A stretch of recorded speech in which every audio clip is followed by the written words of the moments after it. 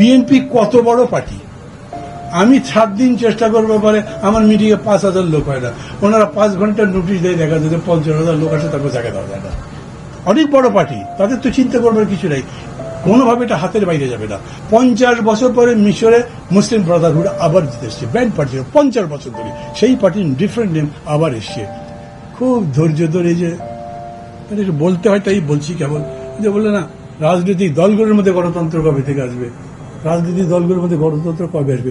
আমি যদি দলের প্রেসিডেন্ট হই, আমার যদি মনে হয় সবাই আমাকে হুজুর হুজুর করুক, বাকি তাই করবে। রাশিয়ান কমিউনিস্ট পার্টির একটা কংগ্রেসের মধ্যে ব্রেজনেভ বক্তৃতা করছে, তো একজন বলছে দূর কি কথাবার্তা বলে, তো উনি একটা কমিউনিস্ট পার্টির মেম্বার, সে চুপ করে নিল, কিছু বললো না। আবার তাকে বললো বলছে কি, আঙুল দিল, কথা বললো না।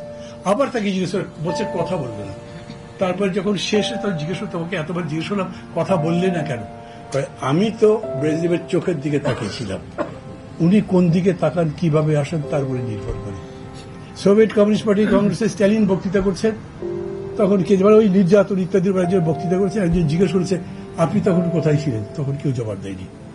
আমাদের পার্টিগুলোতে, আমাদের দেশে যে মানে দলের যে গঠনতন্ত্র মনে করেন যত গণতান্ত্রিক হোক, তারপরে নেতা যদি অগণতান্ত্রিক হয় টেকা খুব মুশকিল। কারণ আপনি লিখে রাখবেন শেষ পর্যন্ত কমিটির মেম্বার বানাবে দলের চেয়ারপারসন বা প্রেসিডেন্ট, তো বাকিরা ওই জায়গাতেই যাবে না। আপনি ডাকসুর ভোট করার দরকার নেই, যে কেউ বাড়িয়ে দিলেই হলো, সমস্ত ট্রেড বডিতে বাড়িয়ে দিলেই হলো। সেই কারণে দলের মধ্যে গণতন্ত্র আসতে পারছে না। আর আমি মনে করি আমাদের ওই চর্চাটাই করতে হবে, যাতে আমরা মুক্তভাবে বলতে পারি, ডিসিশন মেকিং প্রসেসটাকে আমরা যেন ঠিক করতে পারি। আমি মনে করি কিন্তু যে এন্ড অফ দ্য ডিসকোর্স মিলবে না, এবং ডক্টর ইউনূসকে একটা প্রোক্লামেশন বলেন, এলএফও বলেন, তার মধ্যে দিয়ে যেতে হবে।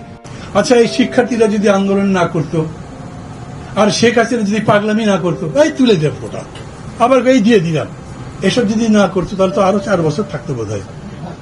তখন কি করতেন? 4 বছর অপেক্ষা করতে পারতেন, এখন 3 বছর অপেক্ষা করতে পারছেন না, এটা তো কোনো কথা না, আর বেশি হইতে পারে। এবং সেই ভোট আবার এমন ভোট হতো যে হয়তো যাইতেই পারতেন না কাছে। সেই অর্থে আমি মনে করি যে আমাদের একটু ধৈর্য ধরে আবেগ শূন্য হয়ে আমি যে যে জায়গাতে বাধাগ্রস্ত হতে পারি, এবং it is between government and the opposition and in between the অপোজিশনস। আমি কিন্তু বলছি অপোজিশনের মধ্যেও এইরকম ক্রাইসিস হবে। কোন জায়গায় যদি দেখা যায় আমার চাইতে উনি বেশি পপুলার, তবে ওকে ডাউন করার চেষ্টা করবো। পলিটিক্সই তাই করে, খালি পলিটিক্স চাকরির ক্ষেত্রে করেন না, প্রমোশনের সময় করেন না, ইউনিভার্সিটি টিচাররা প্রমোশনের সময় করে। আমি দেখেছি বিরাট এক অধ্যাপক, নাম বলবো না, তিনি জিয়াউদ্দিন বাবলু যখন শিক্ষা প্রতিমন্ত্রী ছিলেন, তার ড্রয়িং রুমে গিয়ে 2 ঘন্টা বসেছিলেন একটা প্রমোশনের জন্য। ভাই, সামটাইমস আসলে সিচুয়েশনটা এরকম হয়ে যায় যে আমরা কম্পালশনে পড়ে যাই, ভ্যালুগুলো ওয়ার্ক করতে পারি না, তাহলে সার্ভাইভ করতে পারি না। এই সব বিষয়গুলো বিবেচনায় নিয়ে আমি মনে করি definitely I am very hopeful. এগুলো বলছি যে তারপরে আমি মনে করি যে আকাঙ্ক্ষাটা তৈরি হয়েছে, এই আকাঙ্ক্ষার বাইরে কেউ যেতে পারছে না।